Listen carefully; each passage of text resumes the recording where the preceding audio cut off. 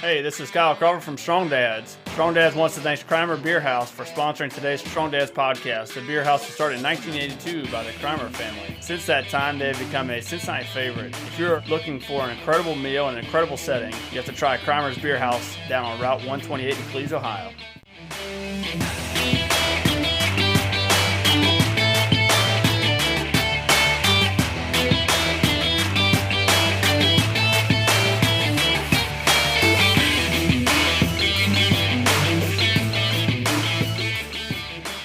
Hey guys, what's going on? Here, I'm excited for this show, Merle. This is going to be a good one. You're excited because it's like one of the weakest things that I have. This is going to be let's make fun. This of is Merle the weakest show. thing. I don't know. Oh no, you think there's weaker things that I have in my toolbox? That's great. Well, That's great. We got the whole show to It's all what I like about Strong Dads is I just always feel really supported. You know, I really lift you up. You lift me, yeah. I mean, without you, gosh, I'd be just like in the dirt like I feel right now. Thanks, Kyle. Anyways, I hope you guys are having a great week. We're excited to be back with you guys doing another show. I think it's going to be a really cool show. When you had sent this idea of this show, I was pretty excited. This not by any means saying that I'm fantastic at this, but I think maybe my competitive edge comes out a little bit when it comes to the idea of like, are you guys a solo team? And just Merle, what is going on? I'm just getting signs that you just keep going. Okay, we're going. But just like what does your team look like, and kind of diving into your team and how your team plays a huge part as you as a strong dad, as a strong man. So we're gonna hopefully look at not falling into being a solo team and hopefully get some good takeaways for the show. All right, so while you're talking, my computer is sending me all kinds of crazy signs. Is it telling you need to be a better teammate? Yeah, I know that's. Yeah, I'm getting warnings from all signs today. All right, so now we're back on track, and anyway, so this is a show that when I first started writing, I was like, yeah, we all need to be a good teammate. We need to do this, and the more I wrote, the more convicted I got. Like. You pretty much suck at this, Merle. you are terrible at this. And I think a lot of it is personality. I think it's insecurity, maybe on some levels, on how we operate.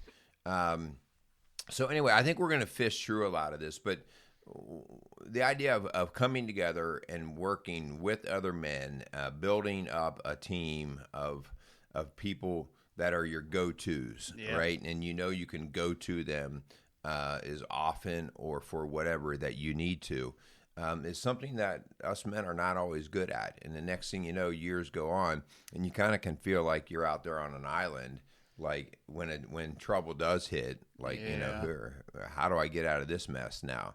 So anyway, have you ever thought about, you work in a pretty good team right now. What is there a work setting that you've had that you're like, man, this team is pretty awesome. Yeah. This team hits on all cylinders. Have you have an experience like that? Well, I did up until you said on all cylinders. Well, maybe you're running a 3-cylinder. Well, I've shared before, I spend a third of my life with the guys that I do work with, and I have 6 guys on my crew that I rely on heavily for everything. And the cool thing is we hold each other accountable for everything that goes on. And these guys know my strengths, my weaknesses. I know their strengths, their weaknesses. We share life together. Majority of the time, those conversations happen around the kitchen table. And we just dive into like, okay, we had a fire. And the cool thing is like, I sit there and say, I would go to battle with these guys. Like I would go into war with them. Well, we get to do that on a fairly regular basis because of where I work. We get to go to a lot of battles, a lot of fires. Yeah. And we're in the grind with each other. We're working to achieve a goal. And I think that's when you start to have everyone on the same page as far as the end goal. So that when we go to a structure fire, our goal is to get in there to search, to make sure we don't find to make sure that no one's left inside that house. We're in there to do forcible entry, to ventilate the house. So our team functions very, very well because we all have been brought up in the same training. We've all been brought up. We all have the exact same training, and we all have the same goal in mind. And because of that, the guys I work with, I believe we make a great team. And that's not to say there aren't flaws there at all. You know, there's times where we have a guy who isn't having his best day, and that's the cool thing about our team is we have, because of the dynamics of our team, we have other guys on our crew that can kind of build them up, pick them up. You know, there's guys on our crews that are, I mean, one of the guys I work with on a regular basis, he is a freaking ox. Like, he is just a worker. Like, he will work his tail off, and he won't stop until the job is like, he's just a worker. And it's good to know that I have a guy on my team like that. Yeah. And I hope that there's something that I bring to the table that those guys could say, like, Kyle does this, and I know I can always rely on him for that. So that would definitely be my team that stands out. When I think of a team that functions well, I would definitely say the guys I work with. Yeah, you know, all of us would sometimes like to fool ourselves into thinking we're irreplaceable. You know, we are all replaceable. Absolutely. You find that when you leave from job to job, you're all replaceable. But the one thing I think is something that we strive for is when somebody is missing, if they're a critical cog in the wheel, if somebody is missing, you miss them.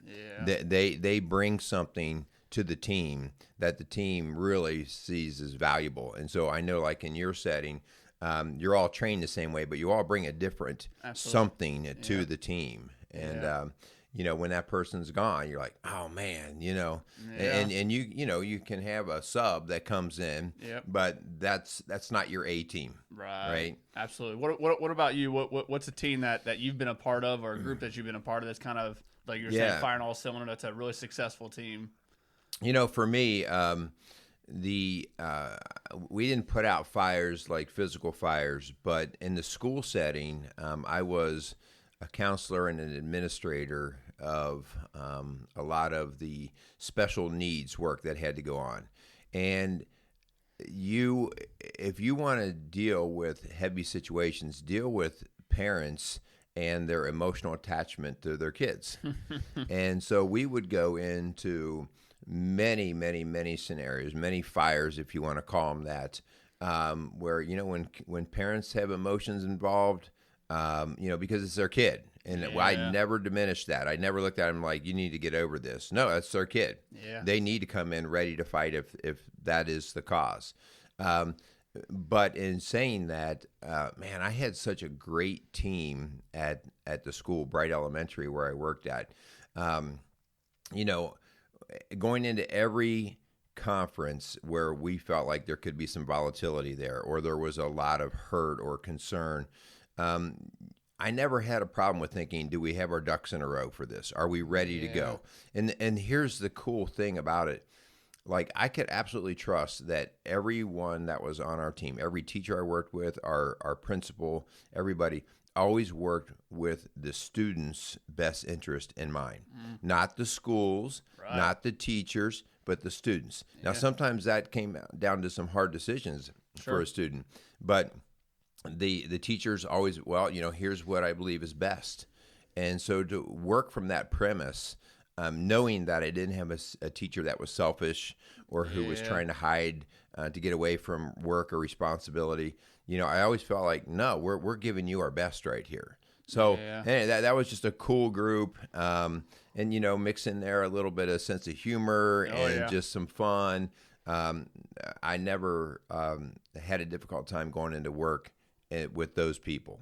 That's really cool. Yeah, I think it's good to kind of, you know, it's for you guys out there to start thinking about that as we kind of dig into this show. I think it's good to kind of hopefully pick out the different teams that you're currently a part of and kind of plug in what we're going to talk about and kind of apply that to those teams and kind of see where you fit, because I think this show will convict all of us. I'm sure it'll definitely convict me. I already know it's going to convict you because you already said you're terrible at. All right. Be quiet. We need to run some Okay, ads. we got to run some ads. Okay, all right. So, hey, Strong Dads wants to thank Crimer's Beer House for sponsoring today's Strong Dads podcast. The Beer House was started in 1982 by the Crimer family. Since that time, we have become a Cincinnati favorite. If you are looking for an incredible meal in an incredible setting, you have to try Crimer's Beer House, located on Route 128 in Cleves, Ohio. For sure. Awesome. So we also definitely would like to thank Mansfield Insurance Agency in Bright, Indiana for coming alongside of Strong Dads. The Mansfield Insurance Agency was established in 1981, and they have been dedicated to individuals and businesses in Bright, Indiana, and they serve clients throughout Indiana, Ohio, and Kentucky. So for all your insurance needs, definitely go check them out. All right, very good. We want to thank those guys. Okay, so let's get into kind of the background, of setting up teams and who we are in the team. Yeah. Okay, I think pride really gets in the way here. No, you don't say. Yeah, for sure. And so as men, we kind of have to believe that we have to be all things to all people. I look at this like I start to carry a sense of pride about it. I'm a pretty good husband. I'm a pretty good father. I'm a pretty good handyman. I'm kind of techie, not too techie. Obviously, not techie enough to know how to run this show every day. You're more than I am, though. Yeah, that's for sure. I'm pretty good at mechanics. I try to solve problems. I bring home a paycheck. I am. Whenever our kids, get hurt, I'm the one that goes out and I kind of act like the EMT. And so you start to fool yourself into thinking you can be all things, right?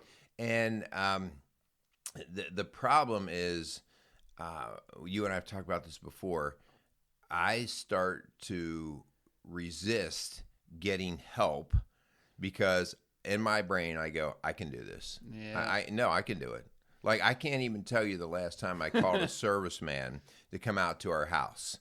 I was joking with you before. My house could be on fire, and you are a fireman, and you would be like, no, I'm not calling Kyle. No, I'll get this fire out. Yeah. I will get it out, and I would be beating it with rakes and shovels and everything else. But no, do not call Kyle. I will do this. It's just insane. Yeah, and well, I just what you're saying. I think there's like almost this pride that's ingrained in men. That we think we're what's the saying, the jack of all trades, master of none. Yeah, amen. That's me. And we say it all the time at work because it's kind of like we get called for every situation, and it's like, well, that's not really our forte, but we're here, so we might as well try and fix it. And I think the same can be said when you're at your house. Well, heck, we'll go on a fire, and the man will be out there, the one with the little garden hose, and his whole house is on fire. We're like, bro, what are you doing? He's like, well, I tried, but it just wouldn't work. And then I finally decided to call you. Like, why wouldn't you call us first and then you try? When his wife was in the background, I tried to tell him he should call. I tried to tell him, and he's like, be quiet. I'll fix it. I can do it. But I think that just plays right into this that sometimes it's hard for men. I know for me to admit that I can't do something, that it's like, man, I just can't do this, because I can tell you this. When it comes to plumbing and electric, I can't do those. But I can tell you, because I'm sitting here admitting I can't do it, I tried it so many times, and I'm like, babe, I'm not calling somebody. Nope, do not call an electrician. I got this. And then I get shocked, and I'm like, all right, now you can call somebody. And I think a lot of men fall into that because I think we're just ingrained to want to try and fix things. And sometimes we can fix it, and there's other times where we just have to kind of eat a little humble pie and say, okay, I need help. The thing that I think is scary about this, and I hope you strong dads out there listening, please pay attention to hear this next part, because this is exactly what Satan would love out of us. There is a pride, and this is one of my prideful areas that I struggle with, of being self-sufficient. Listen to what I just said. Self-sufficient. No, I can take care of myself. Like, if I were to be stranded out in the middle of the wilderness, there's actually a side of me that says, okay, let's do this. I could do this. And then I feel prideful about that. And I'm not saying we shouldn't be self-sufficient. Yeah. What I'm saying is we shouldn't be fooled by our effort to be strictly self-sufficient. Yeah. Because when I'm self-sufficient, and the way that I start to operate is this idea that I don't need anyone else. And here's where it really gets messy. I don't even need God. Yeah. When I'm self-sufficient and when I really start to fool myself into being self-sufficient, I become my own God. Yeah. I don't even go to him for prayer. I don't even know. It's like, no, I got this. I got this. Yeah. And so until the house is on fire, then I finally drop to my knees and go, "Dear Lord, please save me." Yeah. You know? And it's just that prideful, self-sufficient attitude that we have keeps me from being the team player that I know I need to be and I want to be. And Satan loves to build me in terms of saying, "You're pretty good at this. You don't need help. You're pretty good. You're pretty good." So that self-sufficiency, as we always do talk about with men, you know, I want you to get out there and to prove yourself and to work yourself and to be good at the stuff that you do. But this fine line of fooling yourself into thinking you're something greater by yourself than you are with a team is really dangerous thinking. And for any of you guys out there who have listened to other podcasts, and Brian Tomes, who is a preacher, you know, he does a whole series on team and being a team player. He calls it one of his marks of the 5 marks of a man. And the one thing he talks about when it comes to being a team player, and I think is so true, the phrase "a wolf pack." That has been used to signify like a group of guys or a group of people that are coming together for, you know, a mission. And you know, in this, he talks about how some of the smallest wolves out there are lone wolves, the ones that are out there by themselves, who are fending for themselves, and that some of the bigger wolves in this world are ones that actually are in a pack. And it's not that those wolves don't bring a dynamic to the actual wolf pack, but it's that they need each other to feed off each other, right, to kind of like it grow as a group. And, you know, as a sports fan, I think the same could be said. If you look at any sports dynamic, you know, any team sport, there are definitely individuals that excel. But man, where would they be without the team, the right, wolf pack that they have? My wife and I were watching the documentary, the Michael Jordan, the Last Dance documentary. And in this documentary, Michael Jordan makes a comment, and man, it is profound, because when you think of the greatest basketball player of all time, Michael Jordan is obviously in that conversation. Right. And the cool thing in this documentary, Michael Jordan makes a comment. He says, the Michael Jordan that you know of today wouldn't be the Michael Jordan if it wasn't for the Scottie Pippens, the Dennis Rodmans, the Steve Kerrs. Like, there's guys that he was surrounded by that, man, made him so much better. But if it was just by himself, you know, the whole organization, you know, surrounded Michael Jordan. They put really good key players that fed off of Michael Jordan's excellence, and then they elevated Michael Jordan's game to a different level, where if it wasn't for those players, Michael Jordan still obviously would have been a fantastic player, because he had individual accolades that he accomplished. But without those other players, would he be considered one of the greatest of all time? No, and so the team was built around his strengths, you know, and then they fulfilled, or they filled in around his weaknesses. Okay, and when you do that the right way, you get incredible results. And I think that's part of where we're going here today, that you can be very good on a lot of different levels by yourself. The problem is can you be doing what you are meant to be, what we are meant to be in terms of servants of Christ? And so that's kind of where we want to dig in today. That whole idea that, you know, you're playing football and you're not playing every position. Right. You're finally acknowledging, okay, this is what I bring to the football team. Now let's build this team so that we work towards our strengths and then we cover our weaknesses. Oh, yeah. Okay. So anyway, let's talk a little bit about, excuse me, just about how we start to go and build this group, this team around us as Christian men, as dads. For sure. I would say definitely one of the first things that have to be done, and this could be done. I think it's important to have the team dynamic behind this, but there has to be a vision. There has to be a common goal that you and your team are going after. Just like I was talking at the very beginning of the show of the guys that I work with. One of the reasons we are a great team is because we have a vision in mind. Our vision, when there's a fire, is to go in there and find somebody. We strive to that. That is our. We go in. We expect to find victims, and if there's not, that's a great thing, right? Like, you know, that's not something we strive to. You know, if there, we don't want somebody inside a fire, but we go in there expecting to find victims, and we have that sense of urgency. We all have that. So I think it's really important for you and your team to build a vision. There has to be a vision. You know, if you look at a team like you and your wife, like, man, you have to have a vision, something you guys want to go after together. And in that, yes, definitely, you definitely play a huge part in that. But there has to be a common vision that you and your wife or you and your team have that you want to go after it. Yeah, I mean, that is so good. I think so often we live day to day, and even as Christian men, we kind of have this real vague vision of, well, I'm a Christian guy, I go to church on Sunday, but we really don't internalize what the vision is, like why I'm getting up each day and how I'm going to function for the purpose that I'm called to do. And I think if we don't identify that purpose, we're just going to flounder. We're going to bounce around, and we're just going to barely make ends meet. And so I think that's a great thing. We are calling us all out to get that purpose, get that vision, okay? But how about this? How about, like, I can see, excuse me, I can see us having a vision for how I'm going to run a company. But how about for our spiritual or our religious life or our relationship with Christ? How about that? What's that vision look like? Good question, Merle. Yeah, that's a great question. Well, I think it's one of those things that we put that on the back burner in terms of importance, because, hey, I'm designed to get up in the morning and do work, right? Make money, provide security and maintenance, all these different things that I put on as my role. And then on Sunday, we're going to go to church. Yeah. And so we really start to become pretty lackluster teammates in the vision of our spiritual walk. Right. And so first off, the idea that I'm going to make this an important part of my everyday, not just my one day. Yeah. All right.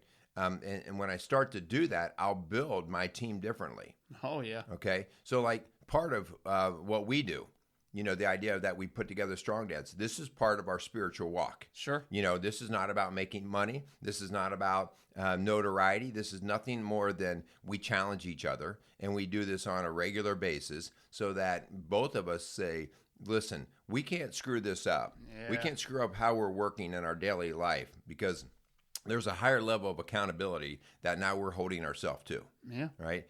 Bible studies that you might attend, men that you hang out with, how you hang out with those men.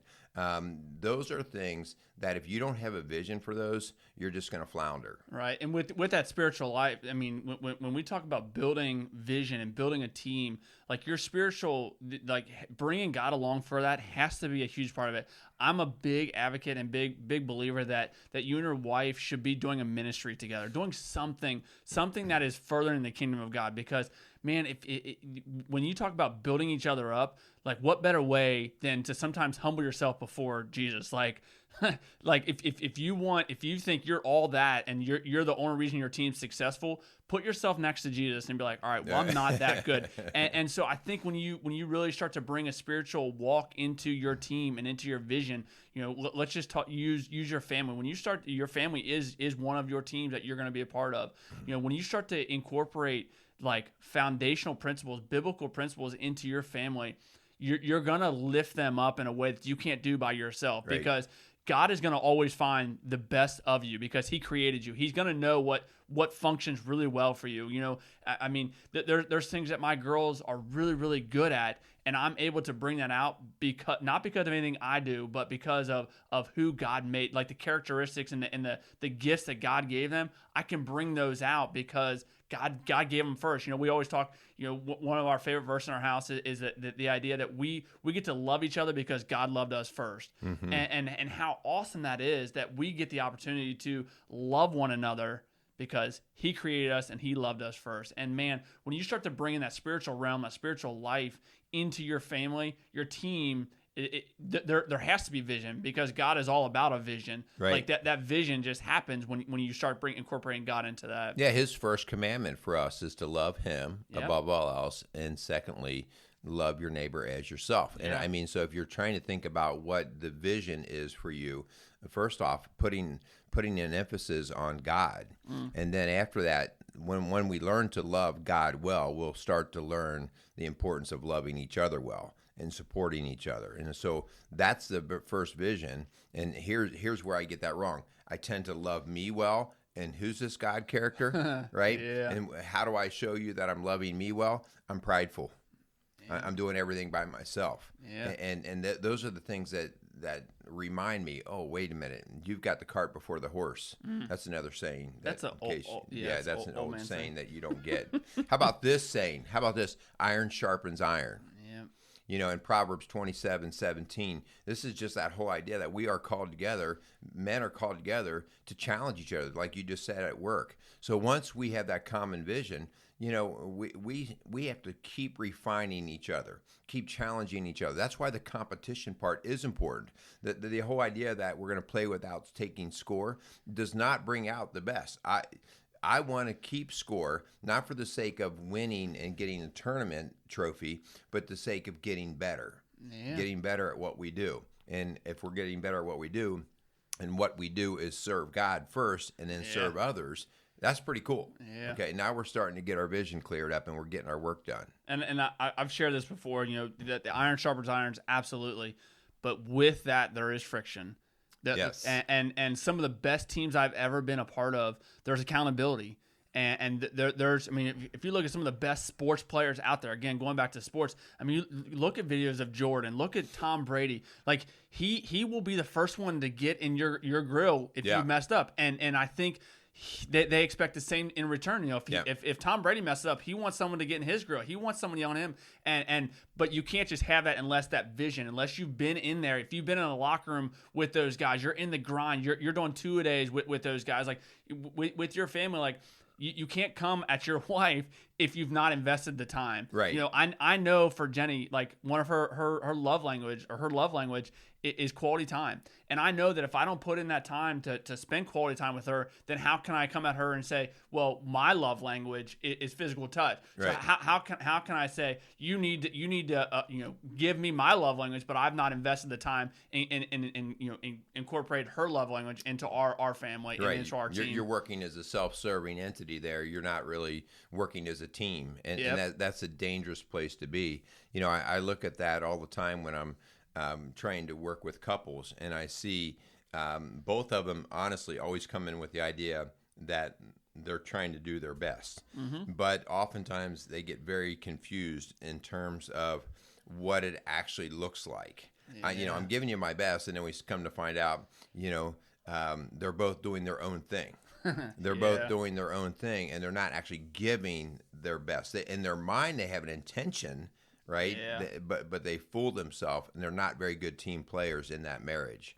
So let's talk a little bit about, like you just said, who am I going to put in, like iron sharpen iron? Who do I need to surround myself with? That if I'm going to start to build this team, what are some types of characters that I do? I don't always like being disciplined, but I see the merit in it and the value in it, and I'm no longer going to cow down to that. I'm going to rise up and take that. So the Bible actually kind of brings out some of these kind of characters. Yeah, right? For sure. Yeah, in preparing for this, you would put Paul, Barnabas, and Timothy, and kind of this group of guys that came together.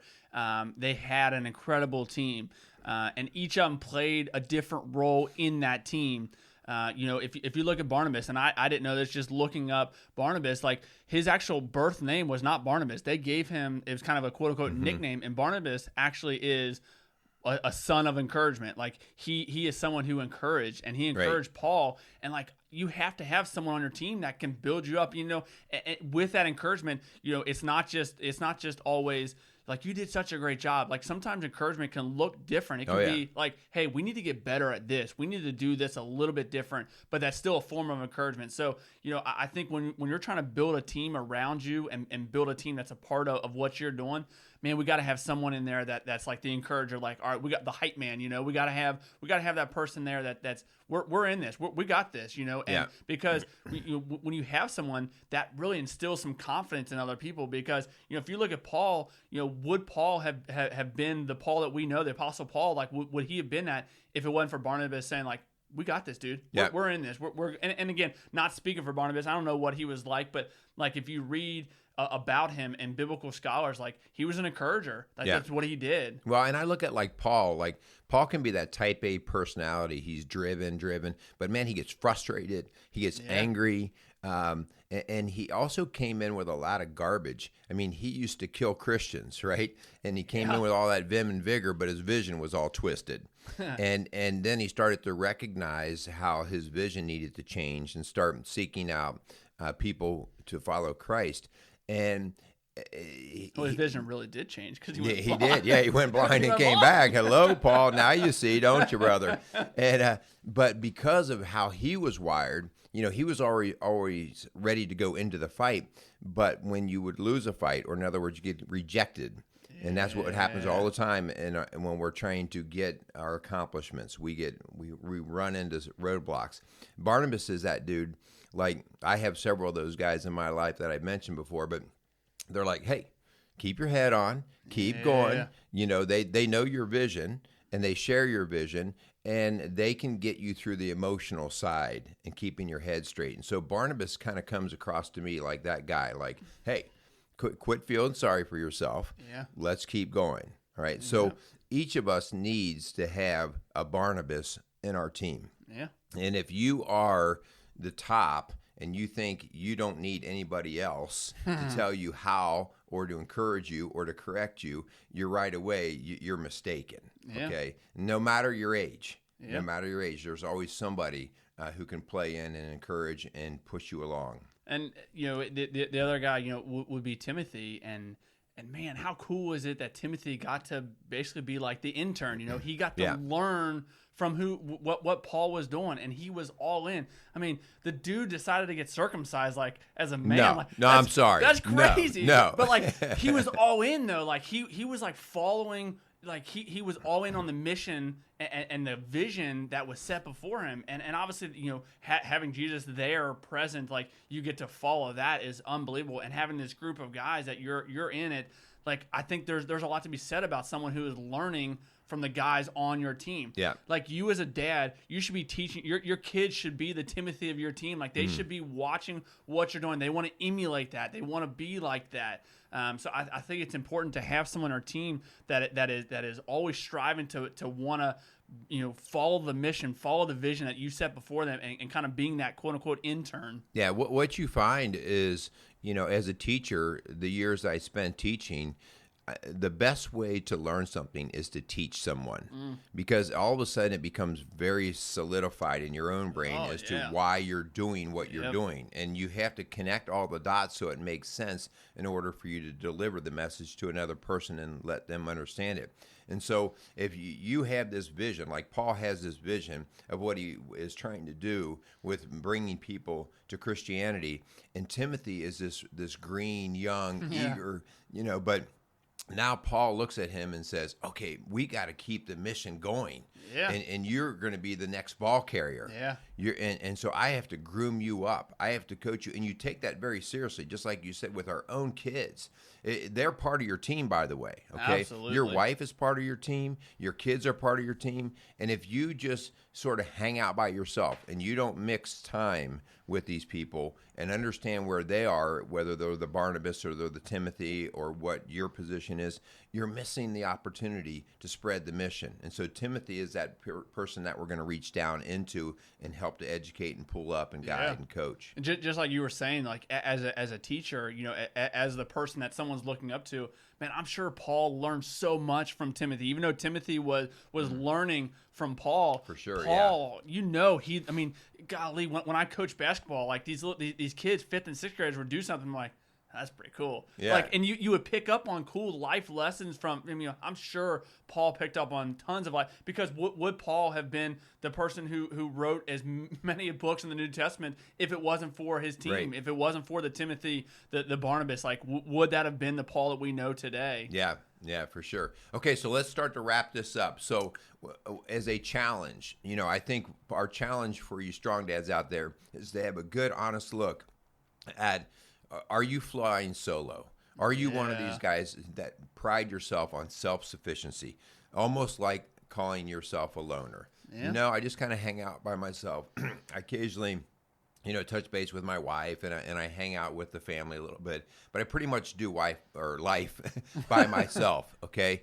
And so that idea of if that's the case, I want to challenge you to the idea of saying, where do other people come in on that? What are you doing to build the other people, to build yourself, to challenge yourself, to build the team? Right. And we are by no means saying that things in life, things that we're doing, you can't do by yourself. Like, I don't think either of us would ever say that. Yes, if a house needs to be built, like, by all means, give it your all. But it's also going to be very important to start evaluating the people in your life that can help build you up, help encourage you, help be the person that you're teaching. Again, going back to the kids, like, we should be teaching our kids, building them up, that next generation. We talked about it all the time. Yeah. Like, our kids are going to be our next generation. So I think it's really important. Start evaluating who are the people in your life that are going to be a part of your team and are going to basically, build a legacy worth living. So I think that's some really good stuff. I hope you guys got some good takeaways from this show. Really excited. I think it's convicting to start thinking about our team. So I hope you guys feel the same way. Definitely, as we kind of wrap this up, definitely want to continue to thanks so much for all you guys out there listening. Thanks so much for Keimer's Beer House and for Mansfield Insurance Agency for coming alongside of us, and we really appreciate you guys. All right. So you know what I learned about this whole show? What's that? So I've been, struggling with getting my basement finished and everything, and wrapping that up. And I started to run some cable for the TV that I want to have down there. Okay. And I'm just like fed up with it. I'm just kind of tired. And for some reason, I've got some snafu that's not working. I'm going to go call the cable guy and just say, just go plug in my TV for me. Would you just turn the stupid thing on? I need some help, and I'm tired of being frustrated. So, this show really convicted me. I am definitely a self-sufficient sort of thinking person. And I know now, the more I think about this, just how I can lead myself astray through my own pride. So hopefully, this convicts some of you guys out there. Rock Solid Families is the ministry we work under here. Please feel free to give us a call at 812-576-7625. Also, please pass our message down. Share our message to anybody and everybody. I mean, these are the messages that we want to get out there. Keep challenging guys to be better than they were when they woke up in the morning. Each day is a little bit, an opportunity for improvement. So go out there and be some strong dads. Hey, this is Merle Hutchinson from Strong Dads. Strong Dads wants to thank Mansfield Insurance Agency in Bright, Indiana for sponsoring today's Strong Dads podcast. Established in 1981, the Mansfield Insurance Agency has been dedicated to the individuals and businesses in Bright, Indiana, serving clients throughout Indiana, Ohio, and Kentucky.